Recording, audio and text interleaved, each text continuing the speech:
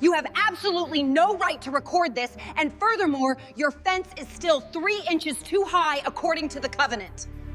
At 6:03 a.m. on June 8, 2024, I walked down to my dock in a gray hoodie and almost fell on the wetboards because someone had sprayed them with a hose. My lake air smelled like mud and gasoline. A metal chain clinked as I stepped closer. Then I saw it. A fresh padlock cinched my gate shut, and bright orange cones blocked the path like my dock was a crime scene. The HOA president stood at the top of the slope with her clipboard, sipping coffee like she was watching a sunrise show she paid for. I stood there staring at my own water, locked out, and the weird part was how calm she looked while I felt like my ribs were buzzing. HOA seized my dock over a deed using Bodycam video, and their board resigned was final, and I wish that sentence sounded dramatic instead of real. It's deeded to my lot. Not shared. I bought this place for that dock, for the quiet, for the simple right to step onto my boards and hear the little waves slap the posts. I tried the polite route first, because I still believed adults could talk. By 9:00 a.m., I was in the clubhouse hallway with my deed in a folder and my voice set to friendly. The board rep didn't invite me into the office. She kept me standing like a kid in trouble. She said the dock was now HOA property due to a deed correction. I asked to see it. She tapped her clipboard and said it's already recorded. I said, recorded where? She said, with the county, and you admitted it on Bodycam. That made my stomach flip. I had talked to a deputy 2 weeks earlier because the HOA called in a trespass report while I was literally sweeping my own dock. The deputy was normal, not rude, just doing his job. But the HOA president was there that night in a robe, acting like the shoreline was her personal stage. Now they were waving that Bodycam like it was a magic wand. I asked the board for a meeting. They scheduled one for June 12, 2024, at 7:00 p.m., then fined me $900 for unauthorized access before the meeting even happened. I hit my limit in a quiet way. I sat at my kitchen table, listened to my fridge hum, and decided I wasn't going to shout at anyone in a parking lot. Proper channels only. My plan was simple: prove ownership, prove the chain was illegal, and prove the Bodycam story was twisted. I started with the boring stuff that wins fights. I saved every email. I took photos of the lock, cones, and posted notice that had no official seal. I wrote down dates, times, and names like I was building a bridge out of facts. On June 10, 2024, I went to the county records window downtown, the kind with thick glass and a little metal slot. The clerk handed me a stamped packet and the file landed with 68 pages. I could smell old paper and cheap toner. I flipped through it right there, standing up, because my patience had left the building. The deed correction didn't match my legal description, and the notary block looked off. I made one clean note on a yellow pad and underlined it once. Timeline item 1 May 22 at 8:14 p.m. HOA false trespass call leading to deputy Bodycam visit. Next, I asked for the Bodycam the lawful way. I filed a public records request with the sheriff's office and paid the small fee, because yes, justice sometimes costs the price of lunch. While I waited, I did my own receipts work. I lined up photos, emails, and call logs in a binder. The binder got thick fast. 4 emails from the HOA, 2 certified letters I never received, and 3 calls logged from their compliance line. Then I found something else, a vendor invoice for dock access control in the HOA budget, written like they were planning to charge everyone for my boards. The Bodycam arrived on June 11, 2024, as a simple download link with a case number. I watched it alone first, in my living room, volume low, like it might explode if I played it too loud.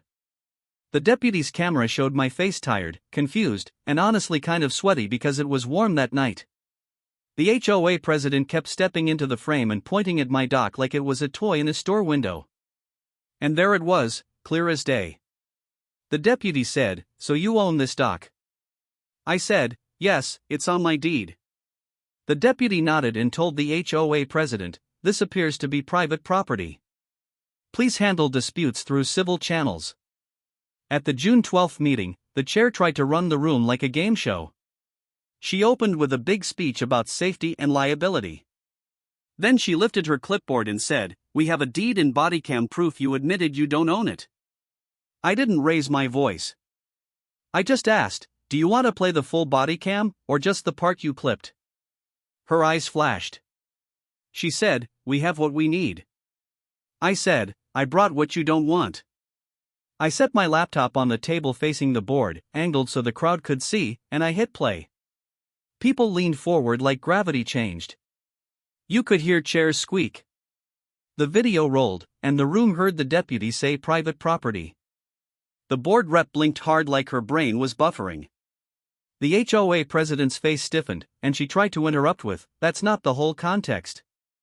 The deputy on the video answered for her, calm and clear, telling her to stop making repeated calls. Then the video caught her saying, we'll get the deed changed, watch us. The quiet after that was so loud it felt like pressure in my ears.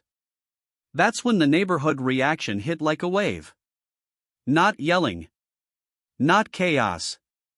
Just this sharp shift where everyone suddenly remembered they were allowed to think. A guy in the second row whispered, she said it out loud.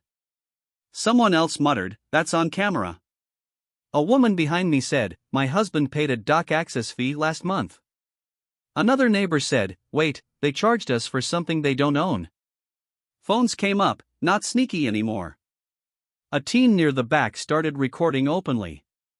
The group chat pinged over and over in my pocket. Did you hear the deputy? They lied. This is insane. Call the county. We need audits. One older man stood up and said, I want a copy of that video for my records. The authority flip came fast because I had already filed the right complaints. On June 13, 2024, I met a county property attorney at 2:30 p.m. in a plain office with a cheap plant and a printer that sounded angry. She reviewed my deed, the recorded packet, and the HOA filing.